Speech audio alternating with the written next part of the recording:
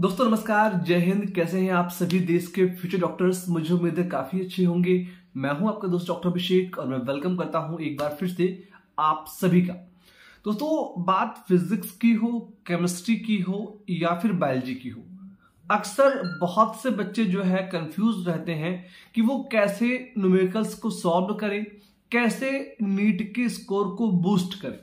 मेरे पास लगातार बहुत से बच्चे मैसेज करते हैं, कमेंट करते हैं, कॉल करते हैं कि सर जब भी हम कोचिंग में होते हैं, स्कूल में होते हैं और वहां पर सर हमसे न्यूमेरिकल सॉल्व कराते हैं तब हम कर लेते हैं, लेकिन जब हम वापस घर आते हैं तो फिर हमसे क्वेश्चंस नहीं लगते हैं और हमसे बहुत सारी गलतियां हो जाती हैं। प्लीज आप हमें गाइड करें।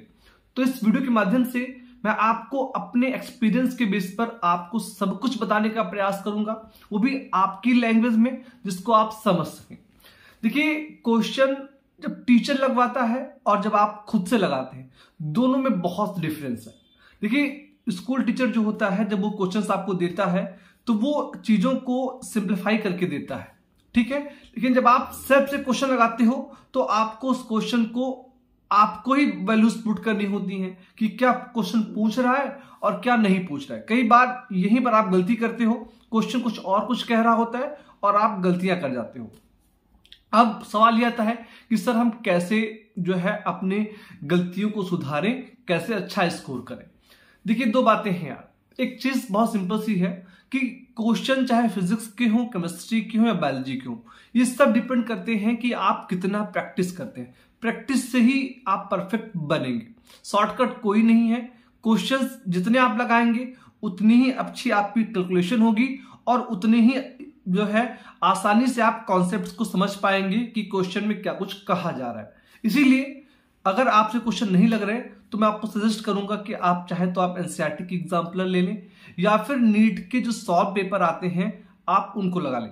बेहतर है कि अभी आप एनसीईआरटी का एग्जाम्पलर ले लें जहां पर आपको टॉपिक वाइज एग्जाम्पल्स दिए जाते हैं। उस एग्जाम्पल्स से आप जो समझ सकेंगे कि क्वेश्चन क्या पूछा गया है, और जब आप सॉल्व चीजों को देखेंगे कि कैसे उस क्वेश्चन को सॉल्व किया गया है, क्या वैल्यूज पुट की गई हैं, क्या फार्मूलेस पुट किए गए हैं, क्या कैलकुलेशन आई है, तो जब आप 1 2 3 4 5 6 10 क्वेश्चन सॉल्व करेंगे तो आपको प्रैक्टिस हो जाएगी क्वेश्चंस को समझने की, वैल्यूज को पुट करने की, और फार्मूलेस भी आपके रिवीजन हो जाएंगे, ठीक है। तो जो आप फिजिक्स और केमिस्ट्री में सॉल्व क्वेश्चंस मंगा लें।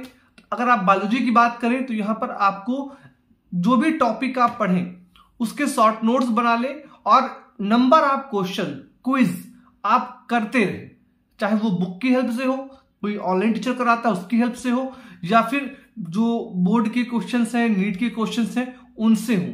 जितनी ज्यादा आप प्रैक्टिस करोगे उतनी ही अच्छी आपकी जो है फिजिक्स, केमिस्ट्री, बायोलॉजी हो जाएगी, क्योंकि ये तीनों ही सब्जेक्ट आपसे प्रैक्टिस मांगते हैं। कोई शॉर्टकट नहीं क्वेश्चन लगाने का, न्यूमेरिकल्स को लगाने का, ठीक है। अगर कोई बताता भी है तो आप उसी से पूछ लें। मुझे लगता है कि आप जितना प्रैक्टिस करोगे उतने अच्छे आप बन जाओगे, ठीक है। तो एक बार फिर से मैं समझा दूं आपको कि अगर आप चाहते हैं कि आपका स्कोर अच्छा है तो आप फिजिक्स केमिस्ट्री के सॉल्व पेपर से, ठीक है, या फिर एग्जाम्पलर से जो सॉल्व एग्जाम्पल्स हो उनको लगाएं और उनको स्टेप बाय स्टेप समझते चलें कि क्वेश्चन में क्या पूछा गया है और कैसे उस क्वेश्चन को सॉल्व किया गया है। जितना ज्यादा आप सॉल्व चीजों को, जितना एग्जांपल्स आप प्रैक्टिस कर लोगे उतने ही क्वेश्चंस आपसे लगेंगे। दूसरी बात, अगर कोई भी टॉपिक या कोई भी कॉन्सेप्ट आपको समझ में नहीं आता है तो आप टीचर से तब तक पूछें जब तक वो टॉपिक आपको क्लियर ना हो जाए। कई बार कुछ आसान से टॉपिक होते हैं जिनको सही समझ नहीं पाते हैं और टीचर से इसलिए पूछते हैं कि जो टीचर हमारा गुस्सा करेगा या फिर हमारा मजाक बनाएगा। तो आप स्टूडेंट लाइफ में कोई इज्जत नहीं है। आप बेफिक्र होकर, मतलब जब तक कोई भी टॉपिक क्लियर ना हो तब तक आप उससे टीचर से क्वेश्चंस पूछें, डिस्कशन करें, और उसके बाद जब आप सेटिस्फाई हो जाएं फिर आप नेक्स्ट टॉपिक पे जाएं।